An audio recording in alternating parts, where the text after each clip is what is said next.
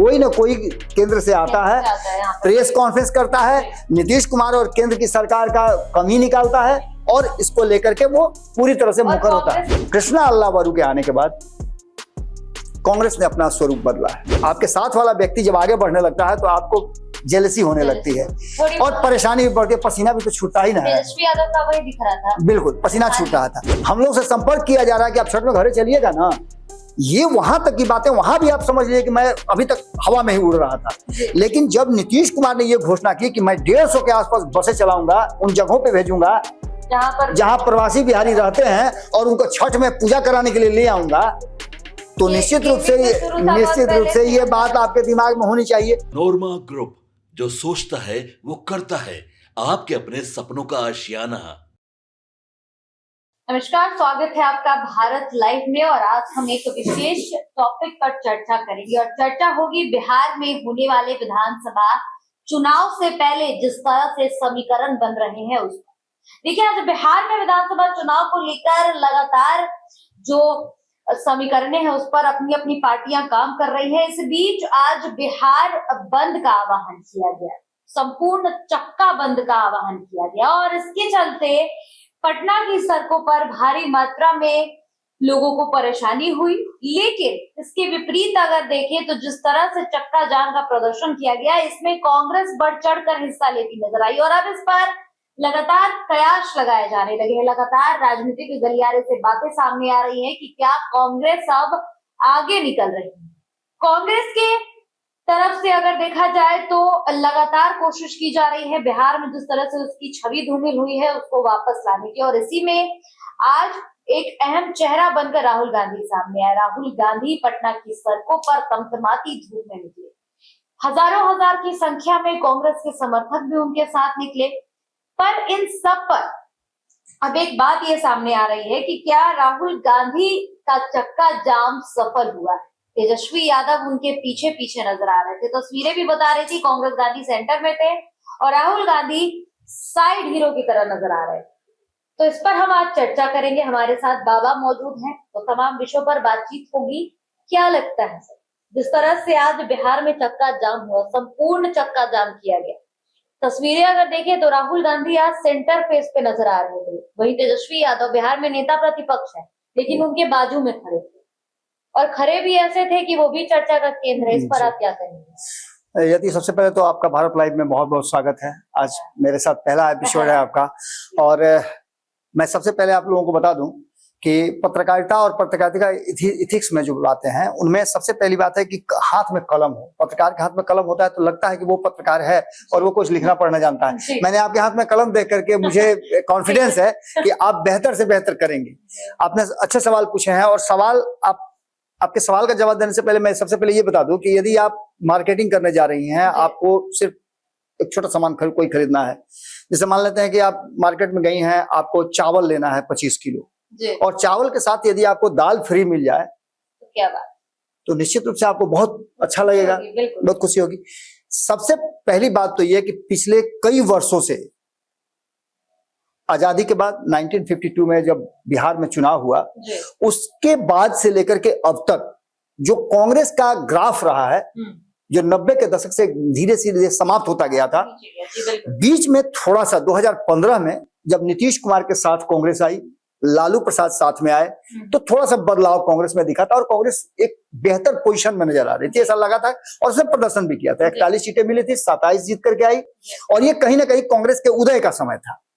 लेकिन वहां से फिर से डिटोरिएट होने लगी और जैसे ही नीतीश कुमार ने साथ छोड़ा वैसे ही कांग्रेस को अपना एक तरह समझिए कि गुलाम बना करके, अपने पीछे पीछे चलने वाला बना करके लालू प्रसाद ने रख लिया था।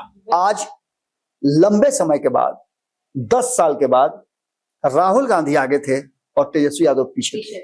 ये राजनीतिक परिवर्तन है और इसको कहते हैं वक्त बदलना। ये एक एपिसोड हुआ। आपके उसी सवाल का जवाब दूसरे एपिसोड में दे रहा हूं। ताजा सर्वे आए हैं, कई सर्वे रिपोर्ट्स आए हैं, आपने भी सर्वे रिपोर्ट देखा होगा, चाहे वो सी वोटर का सर्वे हो, इंक इनसाइड का हो या जिसका भी सर्वे आप देख रहे हैं, सभी सर्वे के बाद एक आदमी सबसे टॉप पे चल रहा था और वो है तेजस्वी यादव, मुख्यमंत्री के रेस में। लेकिन जब ओवरऑल बिहार में कौन ज्यादा पॉपुलर है उसकी चर्चा शुरू हुई, तो नरेंद्र मोदी को हराने वाले राहुल गांधी नरेंद्र मोदी से ज्यादा लोगों की पसंद बने हैं बिहार में, बिहारियों के। इसका मायने क्या होता है कि एक्सेप्टेंस जो है राहुल गांधी का बढ़ रहा है। इसके बाद कृष्णा अल्लावरू के आने के बाद कांग्रेस ने अपना स्वरूप बदला है। पुरानी कांग्रेस का आपको भी टच नजर आता होगा। कांग्रेस में आप देखिए कि मीडिया कॉन्फ्रेंस होता है, प्रेस वार्ता होती है, मीडिया को बाइट दिया जाता है, एक्शन में लोग नजर आते हैं। और राजेश राम के चयन होने के बाद दो बातें हुई हैं। एक तो जो व्यक्ति बहुत सॉफ्ट है लेकिन बहुत मुखर है, ये दो चीजें हैं, एक बहुत सॉफ्ट है और बहुत मुखर है। इसके अलावा राजेश राम की एक बहुत बड़ी खूबसूरती यह है कि वो जिस समाज से आते हैं, मैं जाति पाति से भरोसा नहीं करता हूं, लेकिन जो बिहार की राजनीति है उसमें आप जातियों को अलग करके नहीं देख सकते हैं। वक्त बदलेगा, हो सकता है 2025 के चुनाव के बाद से बहुत कुछ बदले। राजेश राम को बिठाने के पीछे भी कारण था कि दलित वोटरों को अपने तरफ आकृष्ट करना, जो उनसे नाराज चल रहे थे। इसके अलावा उनके सॉफ्टनेस का जो एक बड़ा फायदा कांग्रेस को होने जा रही है वो है कृष्णा अल्लावरू, उनकी टीम, यहां तक कि कन्हैया कुमार जो बिहार में आने से रोक दिए गए थे वो भी अब बिहार में आने लगे हैं। और आप प्रतिदिन देखिएगा डेली कोई ना कोई केंद्र से आता है, प्रेस कॉन्फ्रेंस करता है, नीतीश कुमार और केंद्र की सरकार का कमी निकालता है और इसको लेकर के वो पूरी तरह से मुखर होता है। में ये भी खास चीज है ना कि वो फैक्ट्स के साथ बोलते हैं। बिल्कुल, तथ्य उसके पास है। उसके बाद आप फैक्ट है वो फैक्ट के साथ बैठकर बिल्कुल बिल्कुल। अब इन सारी बातों के साथ साथ राहुल गांधी की एंट्री, और राहुल गांधी की एंट्री कैसे हो रही है तो आपने देखा भी होगा, प्रधानमंत्री आए उसके पहले या उसके जस्ट बाद राहुल गांधी उसके पीठ पर आते हैं या उनसे पहले आकर के बता जाते हैं कि आगे क्या कहेंगे। बिल्कुल। इसका भी एक इम्पैक्ट हो रहा है और कहीं ना कहीं जो कांग्रेस ने राष्ट्रीय जनता दल के सामने एक बैरियर बना दिया है, एक बार खड़ा कर दिया है कि आप इस बार को पार कीजिएगा तो हमसे पूछना पड़ेगा। आप अपना मुख्यमंत्री बनाइएगा, हमसे पूछ लीजिए, हम बताएंगे कि आपका मुख्यमंत्री हो गया।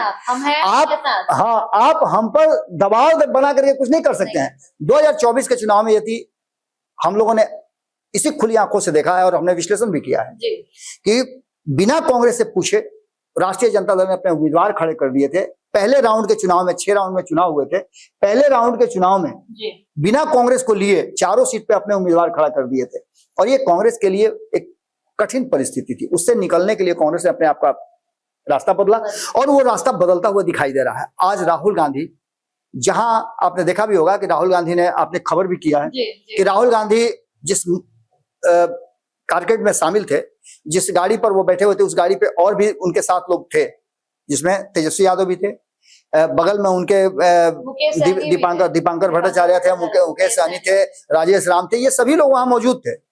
लेकिन सबके चेहरे और तेजस्वी यादव का पसीना ये बता रहा था कि राहुल गांधी ने वो एज प्राप्त कर लिया है जो बिहार की जनता खोज रही थी और उनको एक नेता मिला है।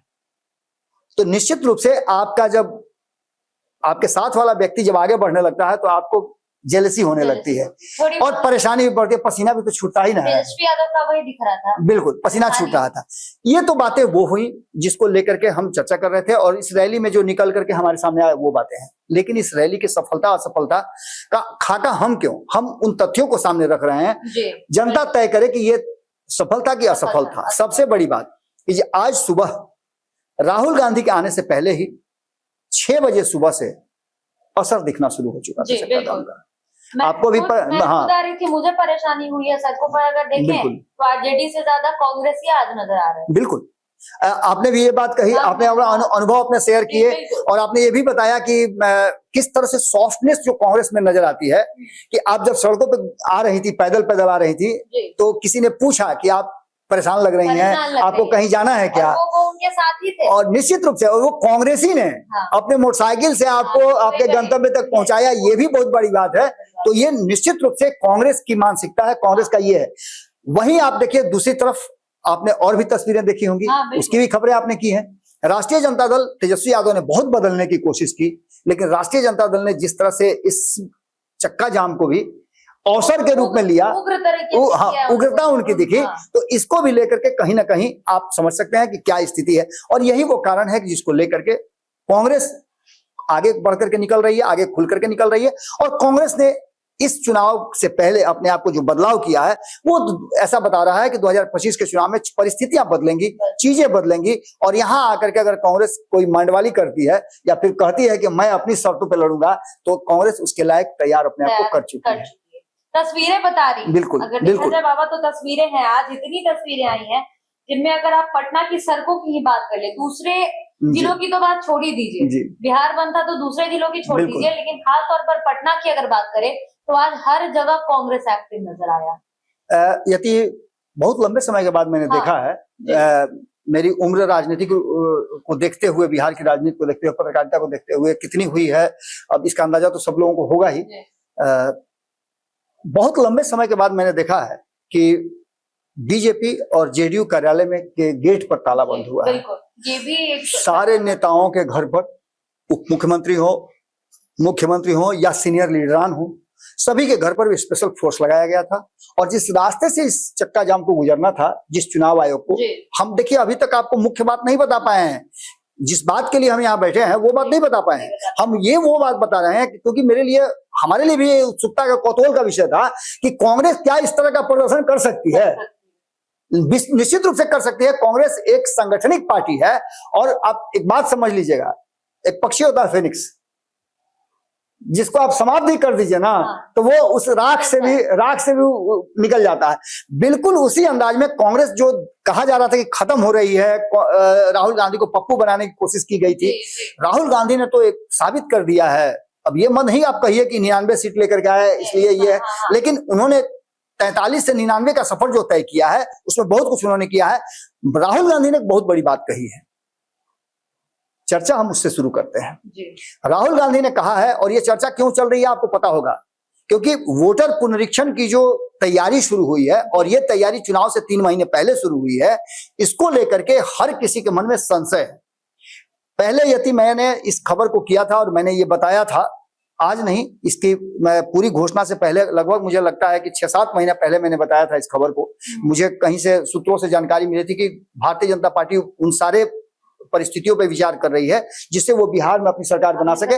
सर्वे रिपोर्ट आने के बाद जब ये पता चला कि नेक टू नेक फिनिश है, महागठबंधन और एनडीए गठबंधन बिल्कुल एक पटरी पर चल रहा है, जरा सा कहीं भी पसंगा गिरा तो भार हल्का ऊपर नीचे हो जाएगा और सरकार जा सकती है, तो उसके लिए प्रशांत किशोर काफी थे। उसके बाद आईपी गुप्ता आ गए बीच में, जिन्होंने पान समाज को एकजुट करके ऐसा कर दिया है कि 20 लाख वोट तो सामने नजर आ रहा है कि अगर वो 50% भी उनके लोग वोट करें, बहुत बड़े एसेट है वो, बिल्कुल जिधर भी वो चले जाते हैं तो पसंगा नहीं, वो पंसेरा है, जो कि बाहर को काफी गिरा देंगे। तो वो भी अपना लगे हुए हैं, कभी दिल्ली कभी पटना, उनको बुलावा आ रहा है, अलग अलग तरह से उनको रिझाने की कोशिश की जा रही है, तो वो एक एसेट तो है। लेकिन जो परिस्थिति बनी है, उस परिस्थिति में कांग्रेस ने जिस तरह से अपना काम किया है वो तो एक है ही, लेकिन भारतीय जनता पार्टी ने देश भर के जितने भी बिहार से गए हुए जो प्रवासी बिहारी हैं, उन सभी लोगों से संपर्क करके उनका एक डाटा खाका तैयार कर रही है। उनसे ये पूछा जा रहा है कि आपका वोटर लिस्ट में नाम है नाम है तो हाँ, नाम है तो वोट दिए हैं कि नहीं दिए हैं, ये सारी बातें उनसे पूछी जा रही हैं, उनसे जाना जा रहा है। और ये वहीं से मुझे शक हो गया था कि कहीं ना कहीं इन लोगों को छठ के समय में चुनाव होगा और इन लोगों को लाने की तैयारी है। और इसी बीच, इसी की कड़ी में मेरा शक तब और ज्यादा हो गया कि मेरे पास कई तस्वीरें भारतीय जनता पार्टी के नेताओं की आई, जो भारतीय जनता पार्टी के कदावर नेता हैं, बिहार से हैं, और खास करके उन क्षेत्रों से आते हैं जिन क्षेत्रों से पलायन अधिक हुआ है। तो वो लोग जाकर के संपर्क कर रहे हैं, उसकी कुछ तस्वीरें आई और मेरे पास फोन आने शुरू हो गए कि बाबा आपको पता है क्या हो रहा है, आपने जो खबर किया था वो तो होने लगा बाबा, हम लोग से संपर्क किया जा रहा है कि आप छठ में घरे चलिएगा ना। ये वहां तक की बातें, वहां भी आप समझ लीजिए कि मैं अभी तक हवा में ही उड़ रहा था। लेकिन जब नीतीश कुमार ने ये घोषणा की कि मैं 150 के आसपास बसें चलाऊंगा, उन जगहों पे भेजूंगा जहां प्रवासी बिहारी रहते हैं, और उनको छठ में पूजा कराने के लिए ले आऊंगा, तो निश्चित रूप से ये बात आपके दिमाग में होनी चाहिए।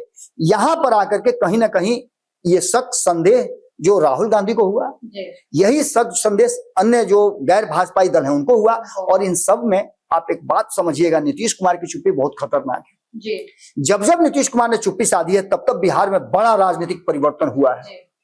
हम ये नहीं कह रहे हैं कि नीतीश कुमार कहीं उछल के जा रहे हैं, लेकिन नीतीश कुमार ने संकेत तो दे दिया है। पहली बार आप समझ लीजिए कि नीतीश कुमार की चुप्पी नीतीश कुमार का डिमांड और नीतीश कुमार का सीट शेयरिंग समझौते के साथ साथ अपने जो कई डिमांड है जिसकी चर्चा आपने भी सुनी होगी। नीतीश कुमार क्या चाहते हैं? नीतीश कुमार चाहते हैं कि भारतीय जनता पार्टी अपने सहयोगियों के बदौलत मेरे बिना सरकार नहीं बनाए, यानी 122 का आंकड़ा उसका पूरा नहीं हो। तो इसके लिए क्या करना होगा नीतीश कुमार को? तो नीतीश कुमार को अपने 123 सीटों पर लड़ना पड़ेगा।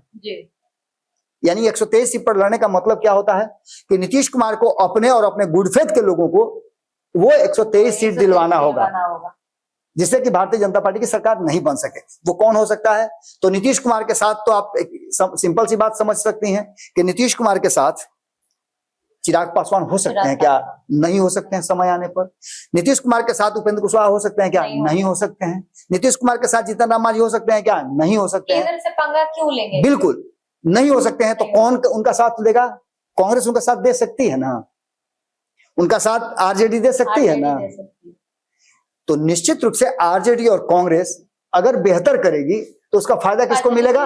नीतीश को मिलेगा। 2010 की खबर आप देख लीजिए। 2010 में 206 सीटें जीत करके आई थी एनडीए गठबंधन, 91 सीट जीत करके आई थी भारतीय जनता पार्टी और 115 सीट नीतीश कुमार जीत करके आए थे। 243 सीटों वाले विधानसभा में 122 सीट की जरूरत थी। नीतीश कुमार भारतीय जनता पार्टी के साथ सरकार चला रहे थे। जब उनको नजर आया 2013 में कि अब तो नरेंद्र मोदी बड़े नेता बनने जा रहे हैं, तो उन्होंने विद्रोह किया। और उस विद्रोह का कारण क्या हुआ कि अगर 22 सीट नहीं होता राष्ट्रीय जनता दल के पास तो क्या नीतीश कुमार मुख्यमंत्री बन पाते? नहीं बन पाते। उनको पता था कि 91 सीट वाले को समर्थन करेंगे नहीं।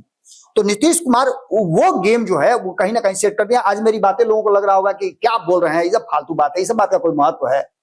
लेकिन अंधा होना और एक होता है आंख होते हुए जानबूझ के अंधा होना। वही आंख होते हुए अंधा होना कहीं ना कहीं इस बात की तरफ इशारा करता है कि आप अंध, उसी का एक नाम दिया गया अंधभक्त। तो आप किसी भी पार्टी के हैं, अपनी पार्टी के बारे में सोचते हैं या बिहार के बारे में सोचते हैं, तो निश्चित रूप से आप बिहार के बारे में सोचते हैं तो आपको यह सोच के रहना होगा कि एक ऐसी सरकार हो जो डेवलपमेंट करे। नीतीश कुमार डेवलपमेंट कर रहे हैं।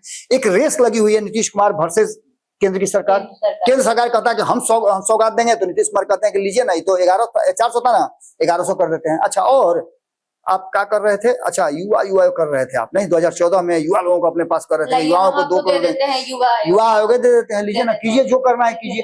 तो नीतीश कुमार ये है, और नीतीश कुमार की चाल, ये सारे एजेंडा जो तेजस्वी यादव के पास थे वो सारे एजेंडा उनसे छीन करके नीतीश कुमार पूरा कर रहे हैं।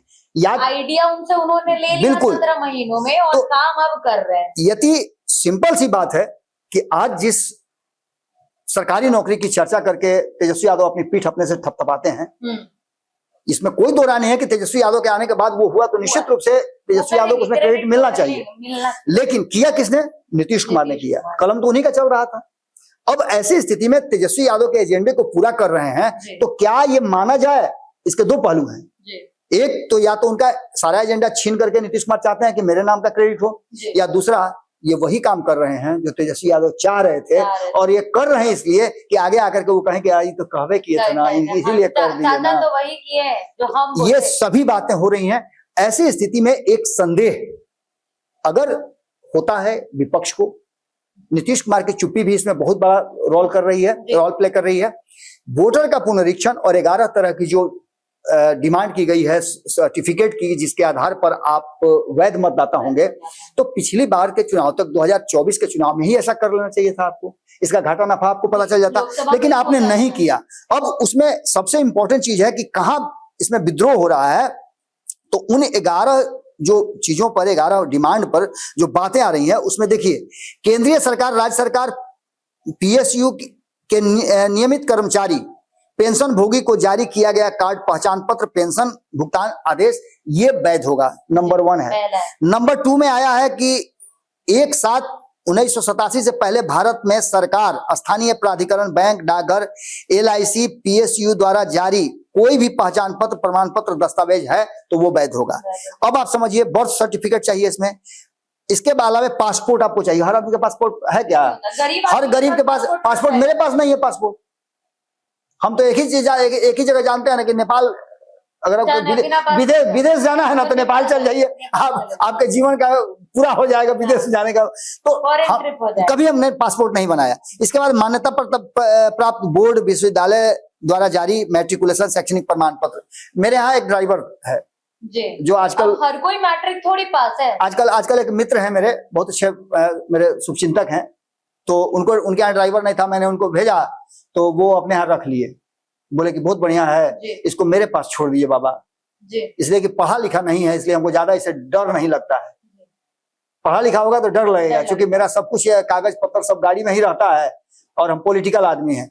आपको बता देते हैं कि वो पढ़ा लिखा नहीं था, अब उसको कोई कहे कि आप प्रमाण पत्र तुम दो, कैसे संभव है? नहीं संभव, नहीं संभव है। तो वैसे लोग जो कि इनके पास सर्टिफिकेट नहीं है, देखिए इसमें जितनी भी बातें हैं वो या तो सोफिस्टिकेटेड लोगों के पास है बर्थ सर्टिफिकेट। अब जाकर के स्लम बस्तियों में देखिए कोई बर्थ सर्टिफिकेट बनाता है क्या? सही बात, नहीं बनाता है। इसके बाद आप स्थानीय निवास प्रमाण पत्र, डोमिसाइल सर्टिफिकेट, तो ये तो एक तो लूट का अड्डा हो गया।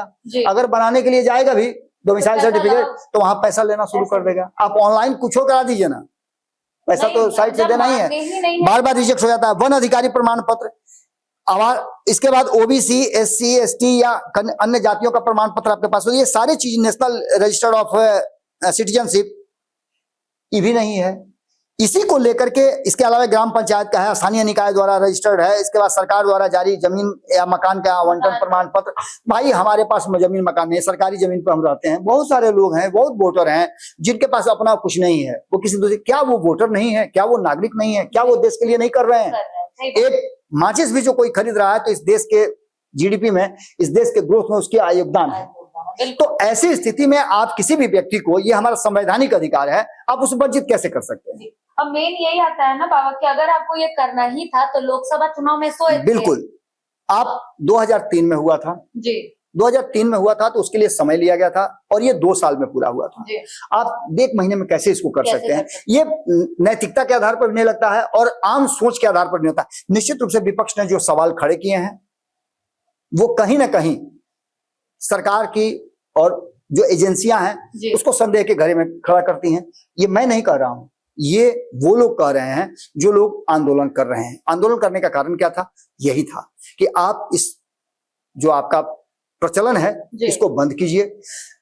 आप सरकार हैं, आपके पास पावर है, आप चुनाव आयोग को कानून पास करके बोलिए कि नहीं ये काम करने की जरूरत नहीं है। जो अब तक मतदान दे रहा है उसको देने दीजिए।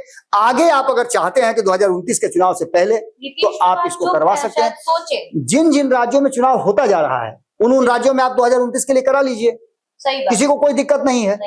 अब इन सारी बातों के साथ साथ जो 2 सवाल खड़े हुए हैं उनमें से 2 लोगों के बयान इसमें बहुत जरूरी हो जाते हैं। हालांकि बयान तो कई लोगों ने दिया है, हर पार्टी के लोगों ने बयान दिया है, सब लोगों का एक ही कहना है कि ये अनैतिक है, इसे रोका जाए। इस पर कोर्ट में केस भी हो चुका है जिसका न्यायालय क्या फैसला करता है वो आना वो आना बाकी है। लेकिन उससे पहले हम आपको बता दें कि राहुल गांधी का एक संशय था जो उन्होंने खुल करके कहा है कि महाराष्ट्र में भी आपने इसी तरह का काम किया है।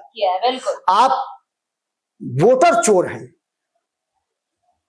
इसी बात को कह करके उन्होंने कहीं ना कहीं साफ साफ तरीके से कहा है कि आपने महाराष्ट्र में खेल किया है, आप बिहार में भी वही करना चाहते हैं। आप वोटरों की चोरी करना चाहते हैं, वोटरों के साथ छल करना चाहते हैं, वो हम नहीं होने देंगे।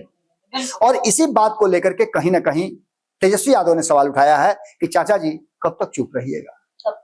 अब तो बोलिए आप, क्योंकि आपके राज्य के लोगों का वोट देने से वंचित करने की साजिश चल रही है। क्या आप बिल्कुल प्रभावित हो जाएंगे। तो इस खबर को हमने एक खबर की तरह नहीं, आपसे जुड़ी हुई बातें और जो आप सामान्य बातों में समझ सकते हैं कि इस आंदोलन का मतलब क्या था। न तो हम आंदोलन के पक्ष में हैं न उसके विपक्ष में हैं। हमारा काम था जो हुआ है उसे दिखा देना। और अगर आपको ऐसा लगता है कि हाँ ये आंदोलन था, सरकार आपके हाथ में है, इस आंदोलन में कई लोगों की गिरफ्तारी भी हुई है, कहा तो ये जा रहा था कि राहुल गांधी भी गिरफ्तार होंगे, लेकिन इतना तो जरूर है कि केस तो सब बहुत लोगों पे हुआ होगा। इसके आगे की प्रक्रिया क्या होगी उस पर भी आप समझ ही सकते हैं कि यह आंदोलन अब यही नहीं रुकेगा और आगे तक जाएगा। कोर्ट के डिसीजन पर सबकी नजर है, क्या कुछ निकल के सामने आता है ये देखना बड़ा दिलचस्प होगा। बिल्कुल, तो देखिए बाबा का जिस तरह से 2 लोगों की जो प्रतिक्रियाएं सामने आई हैं, आज पटना की सड़कों पर उग्र तरीके से नहीं कह सकते हैं लेकिन भव्य तरीके से प्रदर्शन जरूर हुआ है। कांग्रेस बढ़ चढ़ कर हिस्सा लेती नजर आई और वहीं कांग्रेस ने साफ तौर पर कह दिया है केंद्र की सरकार को, चुनाव आयोग को कि वोटरों की चोरी आप नहीं कर सकते। लेकिन तेजस्वी यादव ने जो सवाल किया है वो बहुत महत्वपूर्ण है। तेजस्वी यादव ने नीतीश कुमार से सवाल कर दिया है कि आप बोल दीजिए, क्योंकि अब बात बिहार की आ गई है।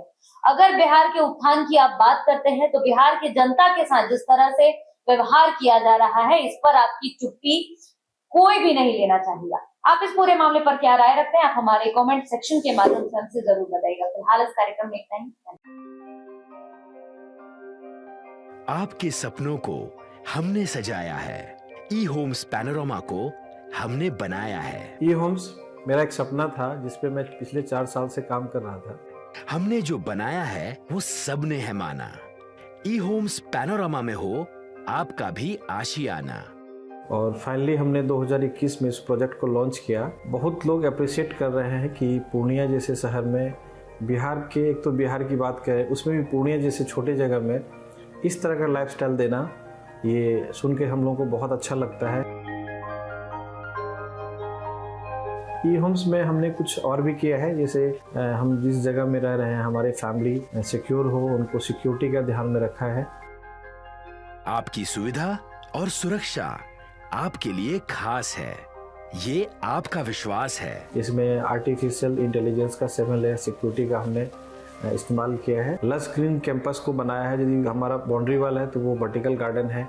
ये जितनी भी फैसिलिटी होता है एक इंटरनेशनल टाउनशिप में ई होम्स है, ये हम लोग विश्वास नहीं कर पा रहे हैं। जो भी हमारे मित्र दोस्त या जो भी हमारे बाहर के बाहर आते हैं तो हम लोगों को बहुत अच्छा सुनने को मिलता है और बहुत अच्छा क्रेडिट मिल रहा है। वो सारा हमने सिर्फ एक बिल्डिंग नहीं बनाया, हमें एक बहुत अच्छा लाइफस्टाइल दिया ई होम्स में, और मेरा एक सपना था जिसको मैं आज फुलफिल होते हुए देख पा रहा हूँ। ये आपका आवास है। ई होम्स पैनोरमा में अब आपका निवास है। E homes Panorama, luxurious lifestyle redefined. Panorama group, जो सोचता है वो करता है। अगर ये वीडियो पसंद आई और वह बिहार के राजनीति और बिहारियत से सरोकार रखेनी तो सब्सक्राइब बटन दबा के चैनल के सब्सक्राइब कर ली। ओजे एगो घंटी बा, ओकरा बटन दबा देला से कुल सटीक और मारक खबर रुआ मुफ्त में मिल जाई। अगर रुआ पत्रकारिता के हमनी के नया प्रयोग में सहयोग कर चाहतानी तो ज्वाइन बटन दबा दी। पेटीएम नंबर नोट कर ली 9386816700।